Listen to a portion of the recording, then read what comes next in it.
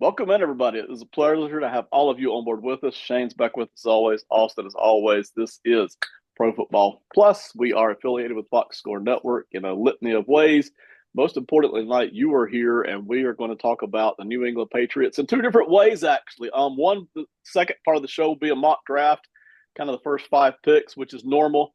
A lot of people doing that this time of year. The first part of the show is going to be a little bit different, okay? Instead of taking time for player grades, which I didn't have time for this past week or so, we're going to do an expansion draft. Me and Austin are going to try to raid Shane's favorite team, the Patriots. So here in just a second, Shane will get to tell us which five players he has protected. And then me and Austin will take turns as our turn comes, trying to pick off some of the other best players for our own little expansion teams, as it were. And the idea of that, besides having fun and besides me not getting to the player grades, is to actually show who are the most desirable players on the Patriots and maybe at what point the desirability just runs out, right? So on all rosters, you hit a certain level where, hey, not a whole lot of players here I want to grab. So we'll see how far that goes tonight. As we go after Shane's team. Shane, before you reveal to us who you're protecting, how hard was it the first five to pick out exactly who you wanted to shield here? I think the first five were pretty quick decisions in my mind. I would say before free agency, it would have been a lot harder for you guys because I probably wouldn't have protected more than three people. You could have had whoever you wanted off the team. But I mean, with free agency, it's become a little bit more difficult. I think you guys will still get some great players after the first couple of picks. Um, but yeah, I would say the fifth pick is probably the more difficult one for me, just trying to figure out where I think you guys would go first. So if I could not protect them in the first go around and didn't think you guys would go after them, then I kind of repositioned my thinking after that. But Uh, Fair I enough. have, I'm I have a glad. quick clarifying question.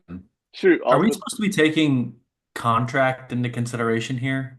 No, not since we're so early in the process. Once we Okay. get deeper in, and we've got maybe 12 players on the team already, maybe we're starting to get large cap numbers, then yes. But for tonight's purposes, we won't worry about the numbers at all.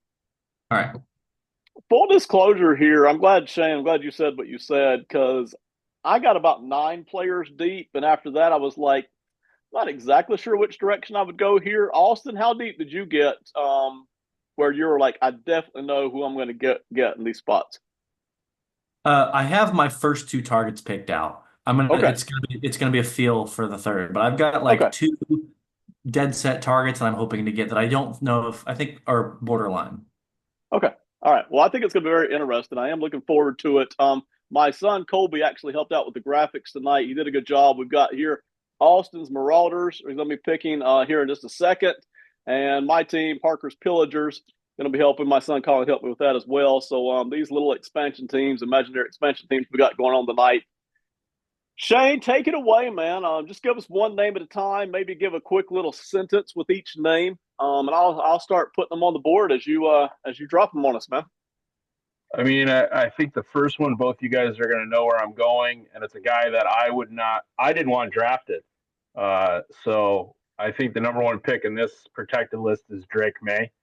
Um, I still would have taken other quarterbacks over him, but I think he showed himself to be a leader, and popped some of the things that Austin talked about last year in our draft talks. So I think he's the easy number one for the protected list. Fair enough. Totally understand it, and I expected that, so no surprises so far. Number two. Number two for me, flipped the side of the ball, and I went Christian Gonzalez. I think he by far is the best defensive player for them, even with the additions. Um, I think he's going to set a lot of precedent in how the Patriots draft this year too. Because I think they believe if they could get another corner to lock up with him, that would really help the way they want this defense to be prepared. Fair enough. We'll look at that here in the mock draft in a few minutes and see if they actually can get that second corner and where it's at, and then availability when it's our turn to pick. Third player.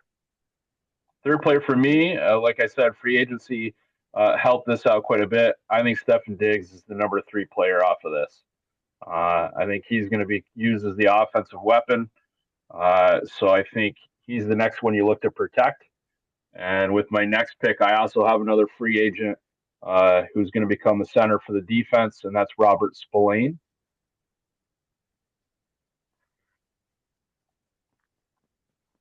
That's what I ran into as well before you tell us the fifth player was, man, some of the guys that are the best of the team were just recently acquired. Not all of them, but some of them for sure.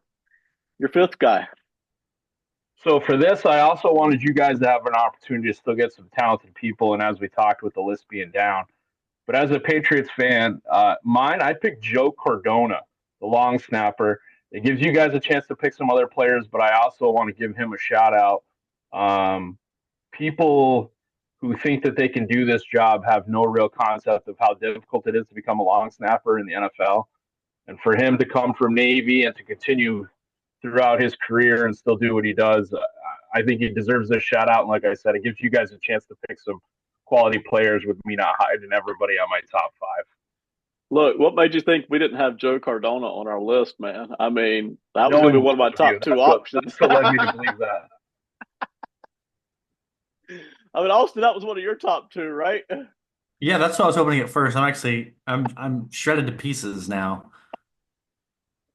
I do love it. I love that you added Cardona in there. For all the reasons that you said, he was not anywhere in my top group there. So I do like that you put him on there. All right, Austin, if you want to give me a quick impulse about whether or not you expected this to roughly be the five outside of Cardona, you're welcome to. If not, you're welcome to tell me who you want to put on your team, man. Yeah, I had all four of those going in the top five. Now there's one person who I expected to be gone that is there that I'm now considering. That's Cole Strange, obviously. No. Okay, I'll be honest. I thought you were going to save Pop Douglas, DeMario, who's a very talented slot receiver, very sure-handed young guy.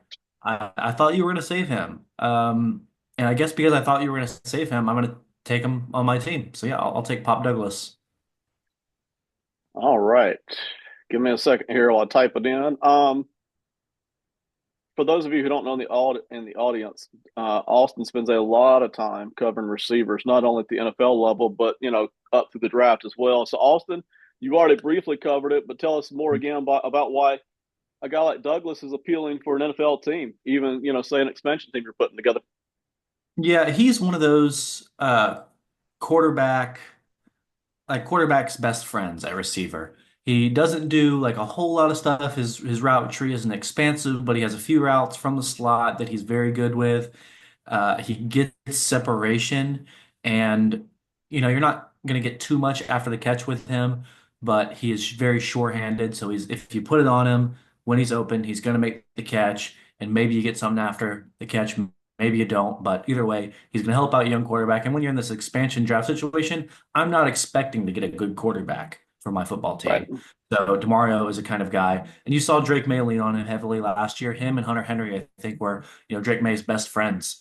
And tight ends are always a young quarterback's best friend, but when you have a receiver of that archetype like Pop, that helps. Yeah, great caption there. And obviously, Shane's not been able to protect everybody. And I think you're right, Austin.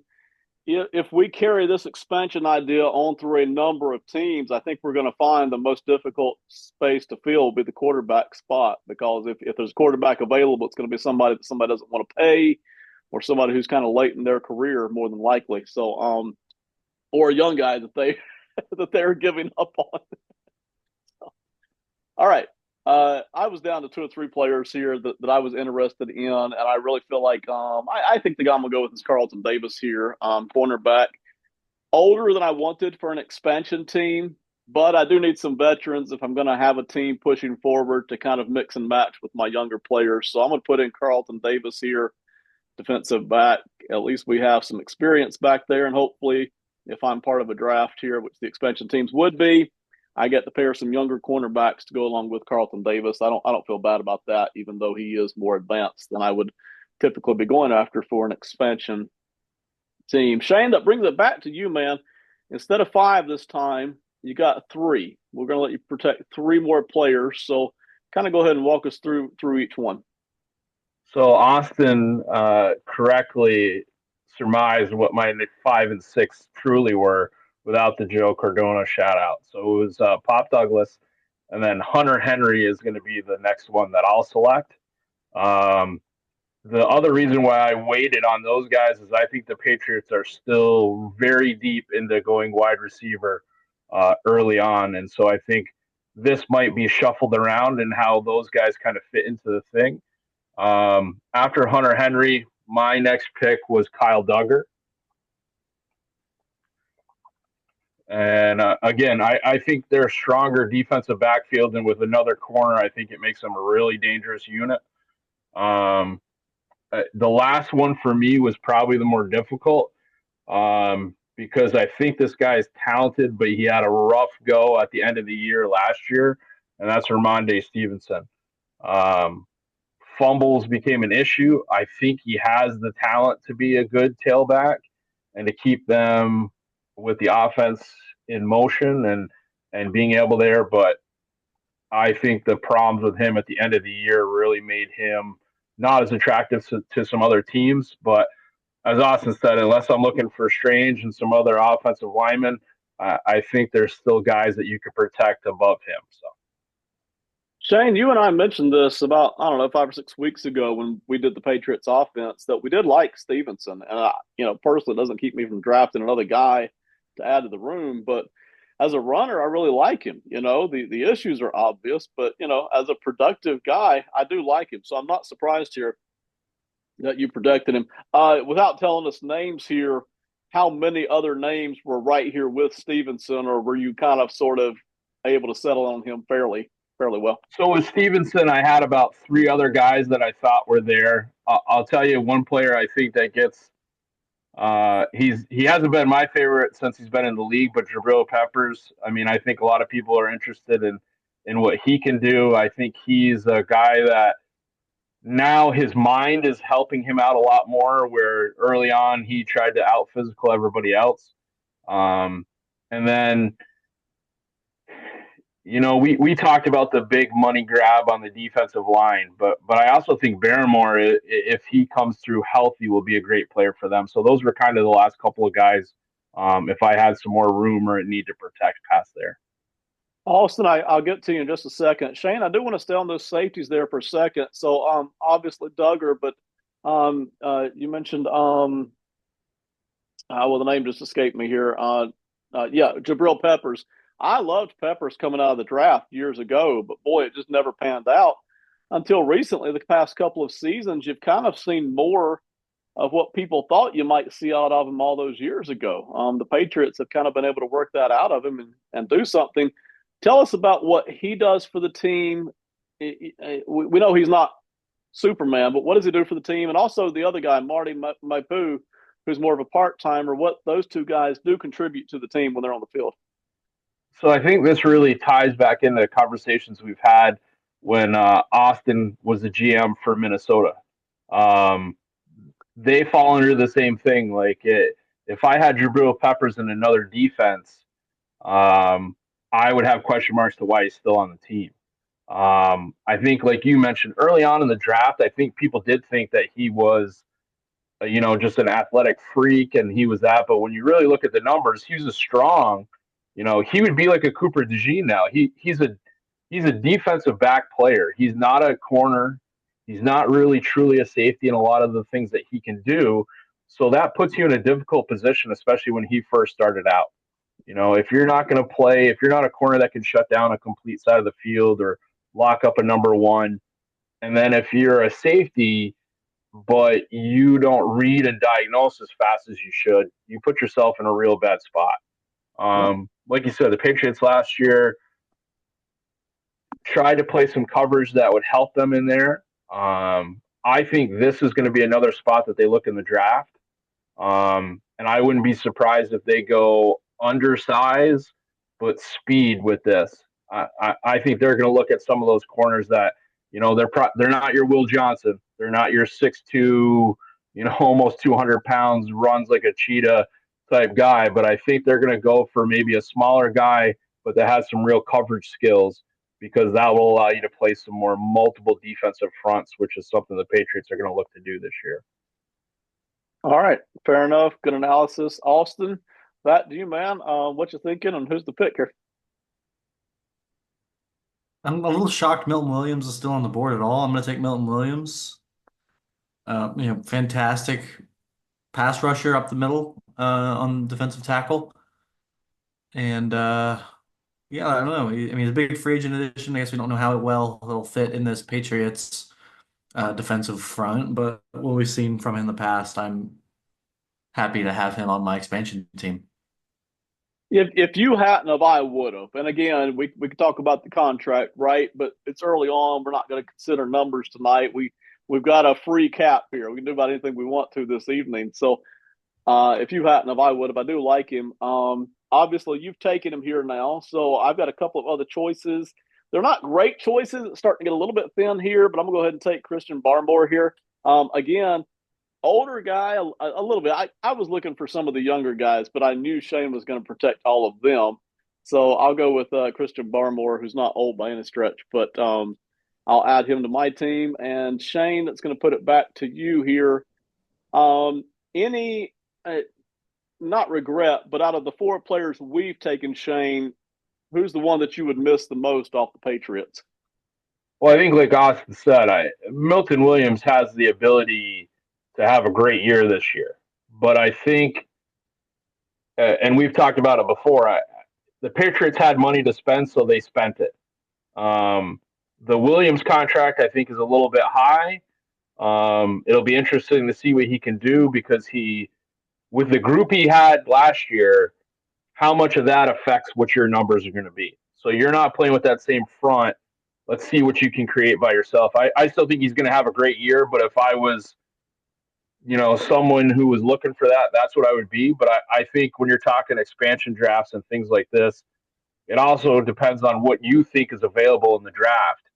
I think the draft this year has some guys that you can fill in that may have that type of talent that could play those roles for you. So, like I said, like Pop Douglas, I think there's guy. He's a great player, and like Austin said, he really became a comfort blanket for Drake May in his first season. But I think you can find somebody that does the same thing. Same thing with Carlton Davis. The guys that I let go, I certainly thought you guys would be quick to pick them up, but if I'm playing draft capital versus this, then I'm making those moves still. And that's where I know I've got at least tonight's parameters. We may change them in the future, but tonight's parameters set at a good spot where Shane, you're able to protect some of the guys you want to, but not all of them. Me and Austin are getting a couple of desirables as well. There's just not an ability to protect everybody. Austin, it's back to you, man. Final pick of the night for. Actually, I'm sorry, Shane. You get one more protection cover here, right? Mm-hmm. That's right. Yeah, Shane, go more, ahead right? and protect one more guy. So for me, this is not necessarily like a talent-wise one, but a guy that I want to keep on my team. Another pickup, and that's Matt Collins. Um, Austin already talked about wide receiver. I like what he does. I think there's other guys on the Patriots that you guys would still be interested in, but if I keep him around, I think it's something to build on. Um, Even if just for the fact that he's going to continue to walk around in a cold weather environment shoeless for as long as he can continue to do that. So That sounds like somebody else I know, Shane. All right. So this is Shane's protected list. This is as far as he'll go for the night. Drake May, Christian Gonzalez, no surprise there. Then we started getting to some of the free agent guys with Stephon Diggs, Robert Spillane, the long snapper you mentioned with Cardona. Then starting to get into not quite so much desirable guys, but good starters, fill in roles. Guys that are important to the team, no doubt. So, Austin, third pick. What you feeling, and who is it? I'm gonna go Harold Landry, another defensive front guy, an edge, very good against the run. A guy who gets his sacks as well. I think he had 9 on the season last year. Uh, Really solid. I think pairing him with Milton Williams together is a nice kind of start to my front. And unfortunately, there's just not enough left on that offense for me to even consider. Besides maybe like a Garrett Bradbury was the only guy I was potentially thinking of, but I would take Landry over Bradbury. So All right. No, I like it. He was one of the few remaining guys left on my list. I had a list of about 10 or 11 here, and Landry was still on that list. So if you hadn't have, I would have been leaning that way as well. My final pick of the night is going to be Marcus Jones, cornerback.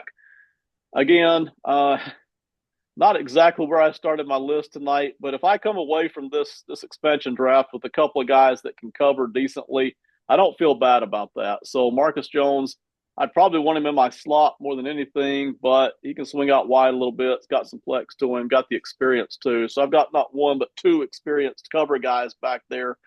Carlton Davis, obviously the better cover guy, but having Marcus Jones back there as well is not hurting me any. Shane, final thoughts here. Is there anybody you're surprised we didn't take? Um, Not really. I mean, getting to do the draft grades and everything else with you and Austin, I had a pretty good concept where I thought both you guys would go after my top five.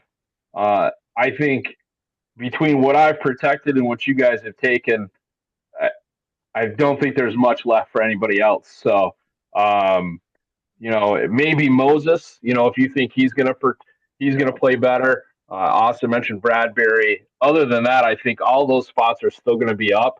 If you're looking at the two deep, there's some opportunity for some draft guys to play early in this offense with what's left.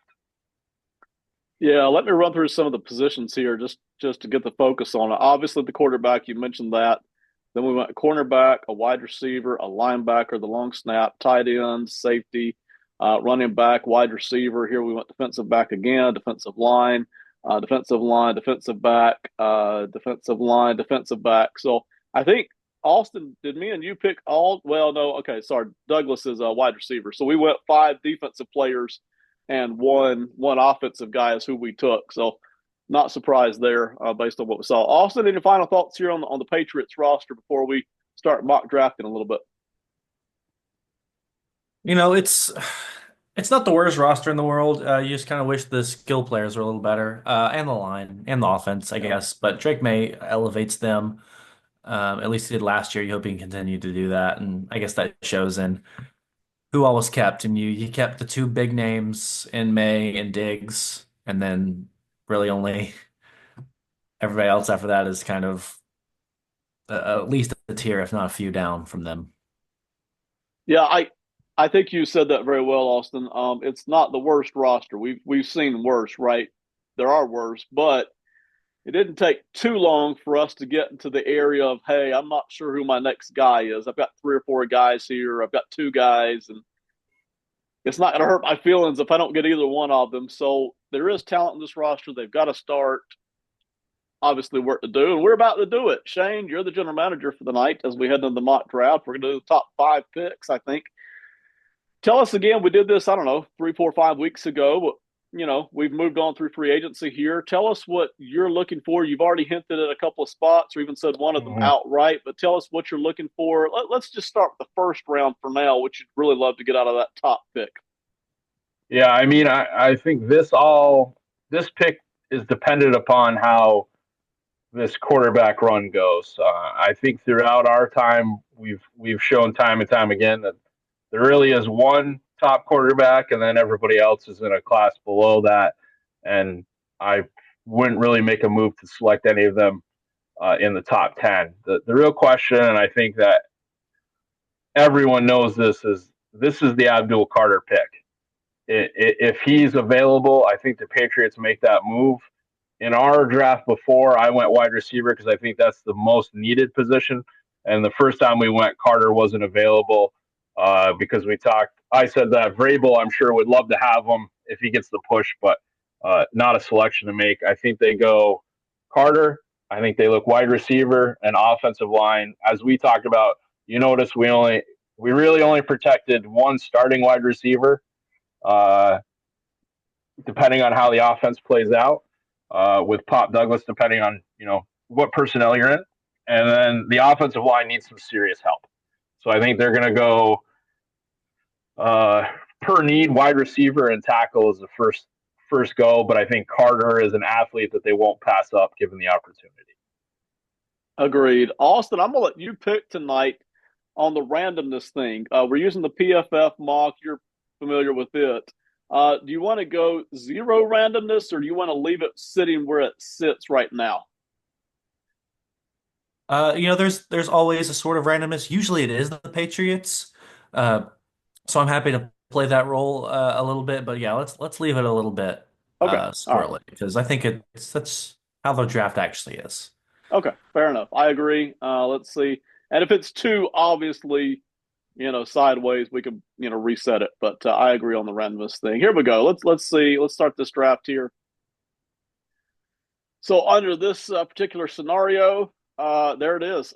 Cam Ward goes first to the Titans, Hunter to the Browns, but then the Giants pick up Mason Graham. So under this scenario, and listen, some people say, well, the Giants aren't going Graham. That's possible, but the Giants also may go Shador Sanders. So there is a world in which Abdul Carter is sitting here. Shane, do me and Austin need to talk about this much, or is it Carter? I mean, you guys certainly can. The way it played out the first time, I picked Hetero McMillan. I think he, has a entire volleyball range of ball skills, great catch radius. So if Abdul Carter's off the board, I think I'm still safe in whatever pick I would make. But from what everyone's saying, that it's Carter, and then we'll figure everything else past that. So I think you guys probably are in a similar boat to there, but Yeah, I am. Austin, quick thoughts here on Carter or anything else sitting right here. I don't see why you wouldn't just go Carter. I mean, it's really not a big need, unless you're living in this world in which we just took two of your defensive ends. But Right. with the current roster, it's really not a need. But the player is just so talented. I just think you'd be just doing a disservice to your team, by not taking a player who is at least a good tier, if not two, above the rest. And my rankings, I have Abdul Carter and Travis Hunter like in a tier of their own, and Ashton Genty, and then everybody else literally like two tiers below. Shane, I'm in the same boat here. There is a certain point at which I'll take need over talent, but this is nowhere near it. This is easily Carter for me. I will say, if Carter weren't here and we were kind of faced with the wide receiver offensive line choice, I'm split. I have heard for weeks now so many people who were on the offensive line side of this and saying maybe it's Campbell or maybe it's another guy, and that's fine. I've heard a lot of people who are like, no, it's got to be McMillan, and that's fine. I love him. So I would, if it were not Carter sitting here, I'd be totally fine whether we took Tedero McMillan or whether we went Will Campbell, but it's Carter sitting here. So that's my recommendation. yeah, I mean, everything you guys said is exactly why I would say Carter. In our first one, we talked about Will Campbell. I think he's going to be an outstanding guard.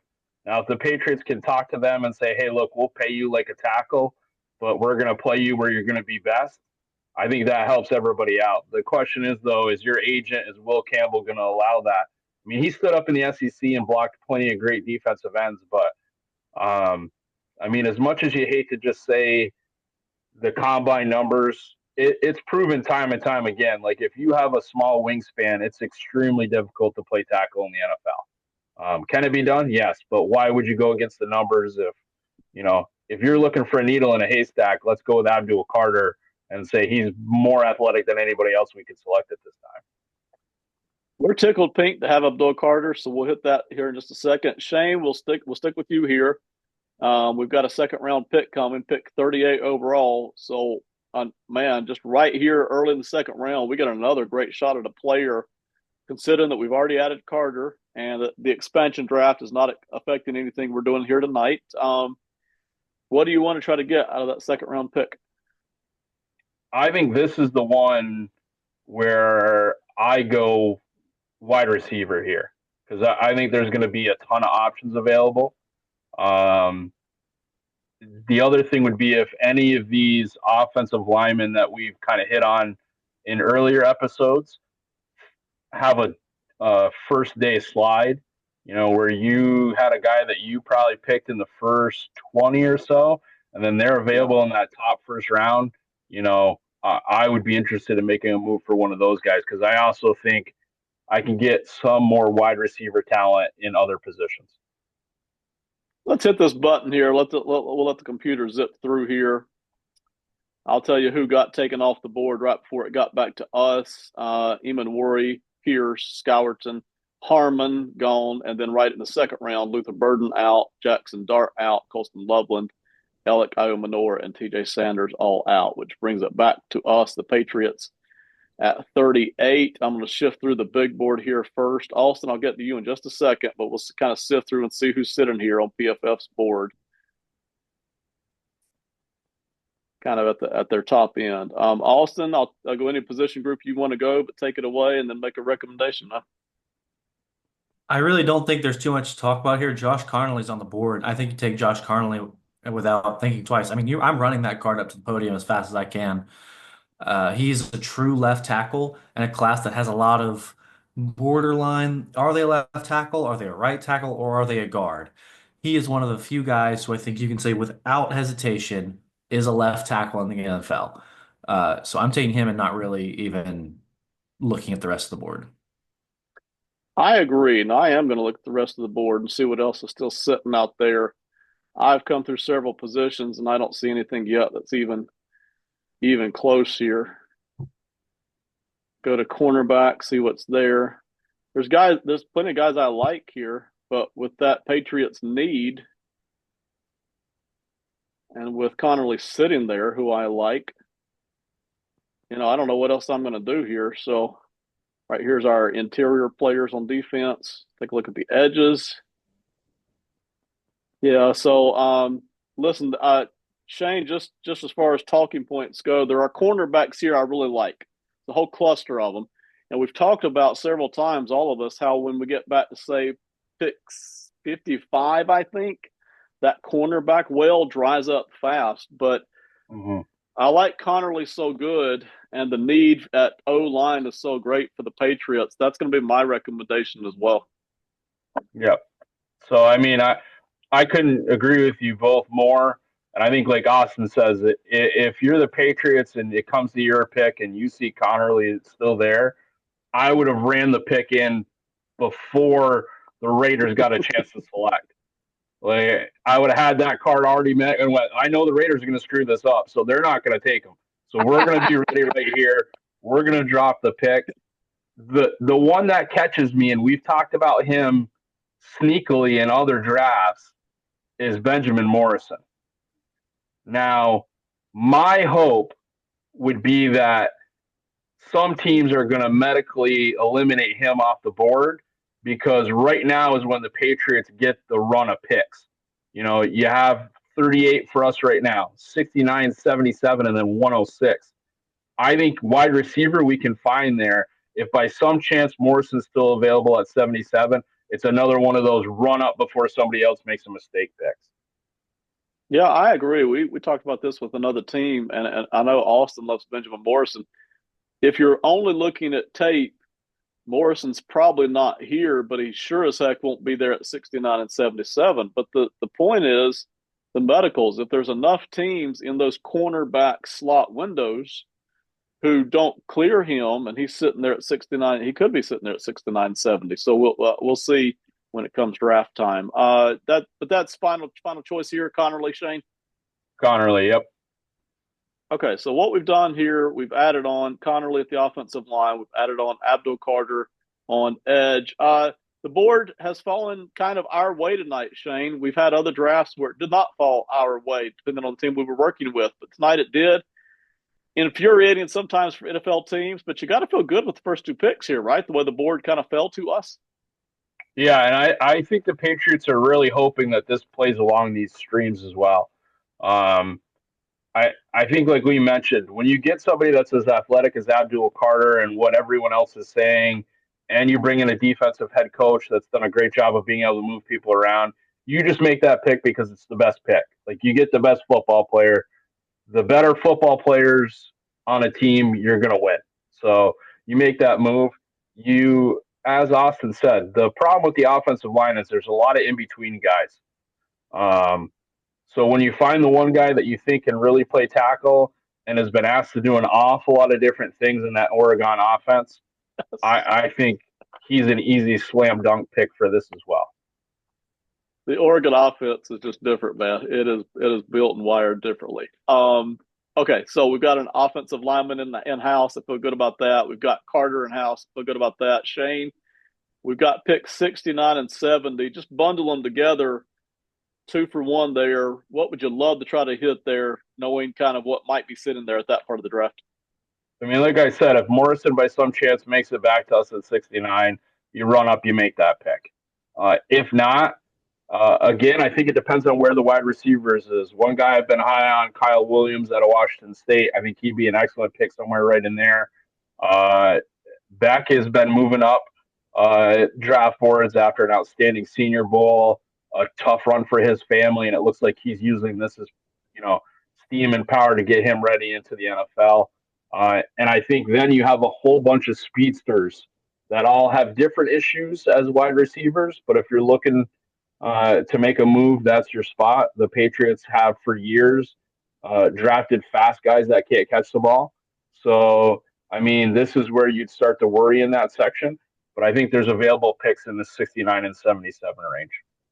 Shane, I agree. I am glad that they brought in Stephon Diggs and Matt Collins in the wide receiver room. It gives you some reliability, veteran stuff, some playmaking ability. But boy, in no way is it going to stop me from drafting another pass catcher. Especially at wide receiver, if I can catch it at 69 and 77, and I'm convinced I can. I'm very convinced I can get at least one guy I like at 69 to 77. Let's go ahead and hit the select button here, Connerly. To the Patriots. We're happy. Austin, while I start to kind of filter through the top of the big board here, I'll go anywhere you want, but you kind of tell me what you're looking at here. Benjamin Morrison being on the board jumps out immediately to me. I also see Trey Harris down here, who I like a lot as an outside receiver. I think that's one thing this class is sort of weak on is perimeter receivers. There are a few of them, and they're very good, the ones that are there. And Trey Harris is kind of the last guy for me in that tier of upper echelon outside receivers who aren't necessarily big risks. That's not to say he's not a risk because he ran a limited route tree at Ole Miss and was primarily used as, a go ball post corner guy. But with Drake May's arm talent and sort of a lack of deep threats and speed in that room, not that Trey Harris is the biggest speed guy, but he gets downfield and he is a long strider and stacks DBs well. So I really do like a Trey Harris pick here. I think in terms of like pure skill, he's probably not the best on the board because I'm a big Jalen Royals fan. I also like Kyle Williams. I think they're probably all similar in terms of talent, but Trey Harris just fits the Patriots' needs, I think, the best. So I like Trey Harris, and then obviously we already mentioned if Benjamin Morris is on the board, that's a great pick, especially when we get this far in the draft. I personally wouldn't want to pass up Benjamin Morrison here, and I won't. That'll be my recommendation as well. Because again, we got picks 69 and 77 to play with here. So there's really no reason not to take, some kind of a risk here on Morrison. And then boom, at 77, there's probably still a wide receiver we're here at. So Shane, I'm not even going to talk wide receivers here. I'll do that when we get to pick 77 because I'm convinced that, there's at least going to be one or two guys still out of this cluster that I like. So I'll talk about that at 77. But my pick here is Morrison. If you feel any different, you're welcome to saunter around the board. Okay. Nope. I think it's Benjamin Morrison. And then just like you guys said, I think at 77, we still have a great opportunity to catch probably 2 out of the top 3 that were still on that draft board at wide receiver. And if that, I think you could make a pick for a lot of those guys. Like Austin said, Harris, for what he does, I agree with Austin. I think he's the best at what he does. Are there guys that have more speed? Are there guys that have more of a route tree? All those things are true. But when asked to blow the door off somebody in the SEC with Jackson Dart, that was the target. That says something. Ole Miss had an awful lot of different players, a lot of guys to be able to get the ball to. He was still the main target when they needed something big and to hit a home run ball. So I think, as Austin mentioned, the skill that May has the most is that when he needs to, he can flat out uncork a ball. And there are no more athletic, speedy, physical cornerbacks consistently team to team anywhere in the country than in the Southeastern Conference. So it's not like he was going up against shady business. He was going up against legit people from week to week. Totally agree. All right, so we'll do Benjamin Morrison here. Shane, in a second here at pick 77, I'm already looking wide receiver, but there are some defensive players here I like. So I'm going to have you put on your Mike Vrabel hat, okay? Hey, let's go after some good defensive players here, which we already did in free agency, and let's add another guy. I'm going to see which guy I can kind of tempt you the most with on our way to maybe picking a wide receiver out of that cluster we like here. So let's go ahead and grab Benjamin Morrison here. Just a quick reminder to the audience of our picks. We've got Abdul Carter at edge, Josh Connerly at tackle, Benjamin Morrison at corner. I'm thrilled. I really am. So far, the board has fallen in a way that I'm very happy with. It can fall other ways that I would be happy with, but this is fantastic here for me. Before I get to wide receiver, okay, so I like Winston back here at safety. There's risk there, but boy, I love the athleticism and the potential there. Oladejo at edge, I like. There was another guy here that he may have just been drafted. Let's see, where'd he go? The linebacker that y'all know I like, that I've chattered about endlessly. Yeah, Demetrius Knight, linebacker from South Carolina, good tackler. He's already gone. So let me run through some defensive positions here for people that want to know who else is here. Some corners, but it does run out a little bit. Looking at safety, Winston and Makuba. I also like Makuba fine, but Winston's the guy that I would really, really prize there. Defensive tackle starts to thin out. It's not that there's not guys there, but it does thin out at edge here. Oladejo is, again, is a guy I like, so I'll prop that one up to Vrabel here in a second. And who else here on defense? Linebackers. Starting to get a little bit thin here compared to what else I can get in other positions. All right, let me shut it down with that right there. Shane, this isn't my recommendation, but just Vrabel hat for a second, just looking defense only for a second. If I'm looking at Winston and Oladejo here, because I do like both players, are you tempted at all by either guy? I mean, in my mind, I think you'd look more Winston than you would Oladejo, just because when you take Abdul Carter and what you already have on the defensive line, there's an element where there's just not going to be enough snaps for you to get everybody in. I think the defensive backfield, especially at safety, is an opportunity spot. As we said, both those guys are there. I like Kyle Duggar. Jabril Peppers played better these last couple of seasons, but those guys have an opportunity to move out where you could bring a guy in and have him play a safety nickel corner spot and be able to get a run. I think Vrabel is going to look linebacker, maybe inside this run. He might have gone linebacker before. We talked about Carson from UCLA in some other drafts where, he's a Vrabel guy. That's a Vrabel guy. You go from walk on to All American. You fill up the stat board. He would love to have him. You look at Robert Spillane. It's another, I think he would be guys. Those are the type of players he's going to look for out of that run. But I also think that for him, I think he sees opportunity and I don't know how much of the full control he had as a Titans coach, but they pretty much balanced out those picks. If they went offense, then they gave him some defense. If they went defense, then we're going to bring some guys in for that. And I think that's where he's going to go. I think the big thing for him, once you get past these first couple of rounds, though, is mentality. I think he's going to look for guys that are a little bit edgier to bring into the room. So I also wouldn't be surprised if somewhere in this run he looks like a Cam Scadabow, looking for some guys that are going to say I'm the best in the room, even if they're not. And some of these guys that may have, questionable backgrounds that have dropped, I wouldn't be surprised if he makes a move on some of those guys. If we're just looking at edge, you go Kobe King, linebacker, a little bit later, maybe 144, 171. Got a lot of edge to him there as well. All right, Austin, go anywhere you want. If it's wide receiver, tell us the wide receiver, but then and make a rec, man. That's the tight ends real quick. Absolutely. Let's pull that up. I didn't even give that a strong look at all here. Yeah. Listen, I know you've got Hunter Henry and Austin Hooper, and you drafted a guy in the seventh round last year, but Mason Taylor and Harold Fana Jr. are both really good tight ends. Mason Taylor, very good inline, almost Hunter Henry Jr.-esque.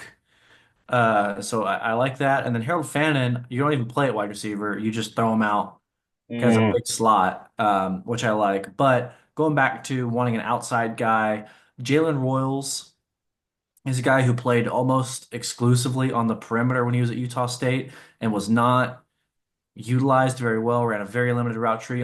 Pretty much the same thing I would say about Trey Harris, except he's just a different, like, they did the same thing in college, but they are very different packages. Jalen Royals is very fast, very quick feet, a little bit undersized at just 6 foot, right over 200 pounds. So he has the size to play on the perimeter in the league.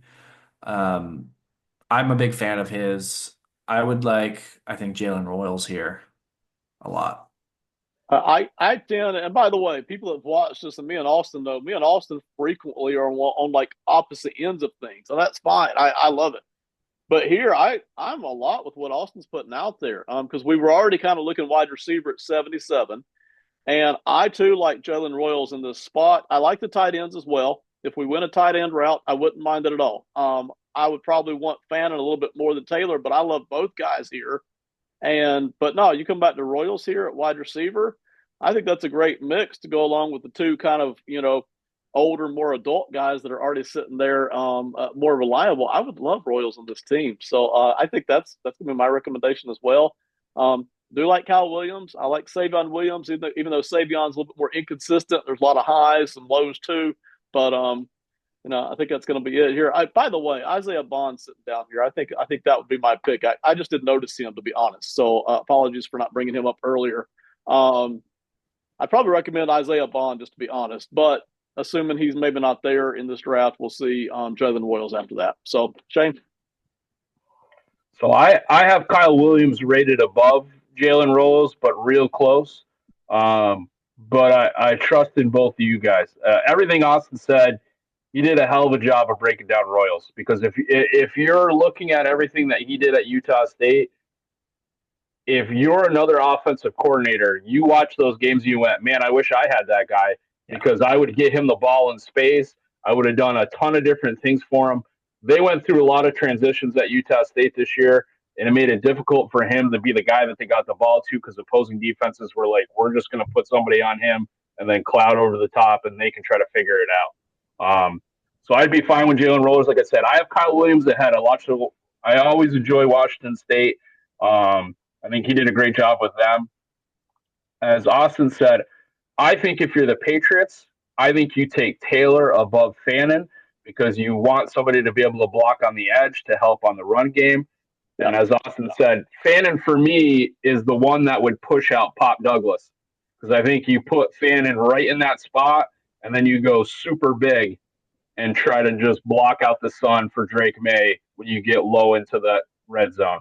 Um, so I would take Jalen Royals. I trust in my two lieutenants here and what they've already done in the draft. So I'll go with you guys, and we'll put Royals on the team. I like it. I'm never a huge fan of stacking picks in drafts because I don't know what's going to happen 30 picks from now, right?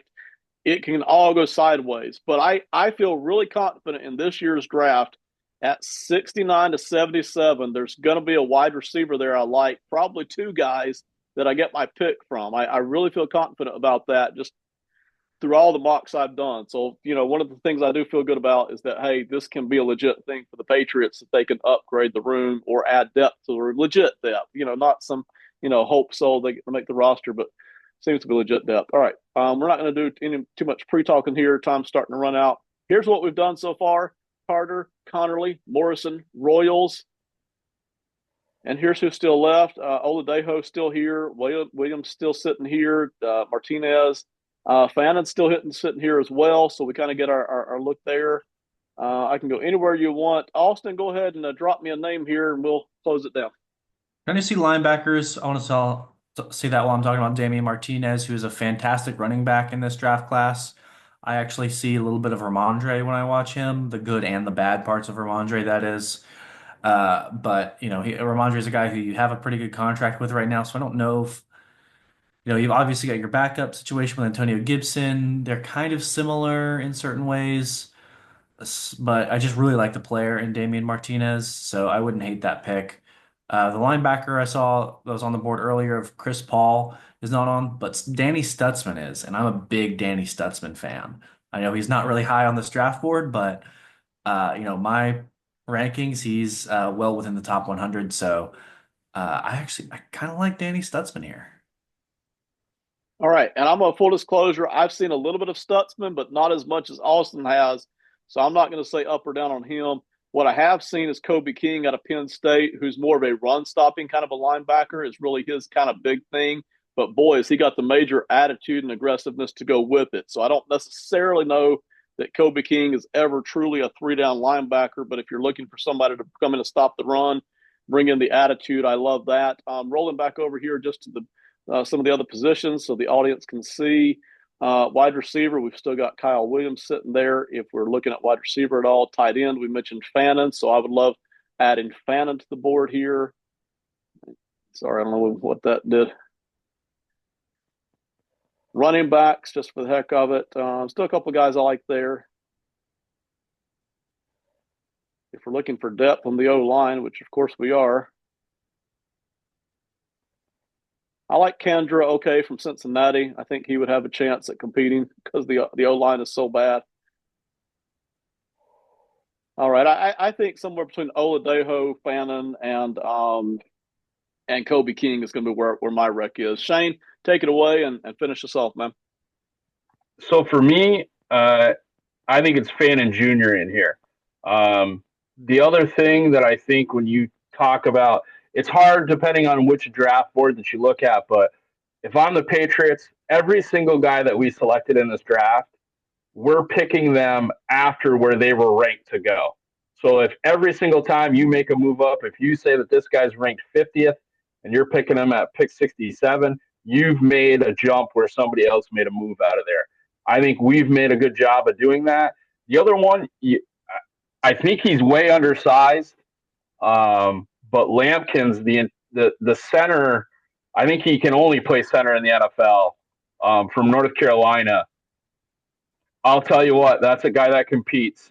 If you didn't pay to get Bradbury in there, I think they'd look for him.